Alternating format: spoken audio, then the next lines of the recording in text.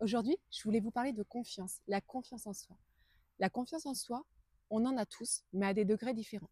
Il y a certaines personnes qui ont 100%, 90% de confiance en eux, et ça, franchement, c'est des pépites. Je les admire. Il y en a d'autres qui sont un peu plus basses, 80, 70, 50, 40%, pour beaucoup de gens d'ailleurs, et voire moins. Cette confiance en soi, elle se travaille. Pour la travailler, déjà, commencez par vous détacher du regard des autres. Qu'est-ce qu'on va dire de moi? Qu'est-ce qu'on va penser? Bah, très sincèrement, à quoi ça sert? C'est une affaire entre vous-même et vous-même, il me semble.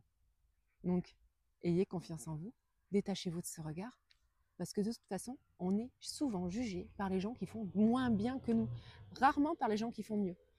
Les gens qui font mieux, éventuellement, vont vous donner des conseils bienveillants, mais certainement pas pour vous écraser, parce que elles n'en sentiront pas le besoin, parce qu'elles ont suffisamment confiance en elles pour ne pas vouloir écraser les autres pour se sentir supérieures. Autre chose, si vous faites une promesse à quelqu'un ou à vous-même, tenez cette promesse. Ne retardez pas l'échéance, ne procrastinez pas et allez-y, mais vraiment. Par exemple, si vous promettez d'avoir fini un dossier pour dans une semaine, débrouillez-vous pour l'avoir fini dans une semaine. Sinon, il y a une stratégie qui marche plutôt pas mal. C'est si vous estimez que le travail va vous prendre une semaine, dites à l'autre personne, dans 2 semaines, 10 jours, pourquoi pas, j'aurai fini ce dossier. Vaut mieux se prévoir une petite marge et avoir la belle surprise d'avoir finalisé ce dossier plutôt que de mettre une marge trop courte et du coup ne pas tenir sa promesse. Et là, votre confiance va en prendre un coup et votre pourcentage va diminuer. Et c'est tellement dommage parce que de 50% de confiance, vous allez passer à 45 voire 40. Et si vous répétez continuellement, vous allez chuter en confiance. Et votre cerveau va dire ouais non mais de toute façon, je vais promettre un truc et puis de toute façon, je vais pas le tenir.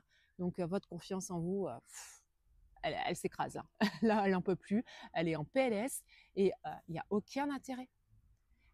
Et donc, voilà. Donc, faites pas de promesses dans le vide. Il n'y a pas d'intérêt. Ni pour votre interlocuteur parce que c'est vraiment pas sympa, ni pour vous-même parce que c'est encore pire, je pense. Et autre chose, arrêtez de vous auto-juger négativement. Si vous échouez, regardez les points positifs. Parce que dans un échec, il n'y a pas que du négatif. Parfois, il y a quand même quelques points positifs et essayez d'aller les chercher, bien les voir et regardez bien sûr vos axes d'amélioration pour faire mieux la prochaine fois. Et ça va faire toute la différence. Vous allez ainsi gagner en confiance.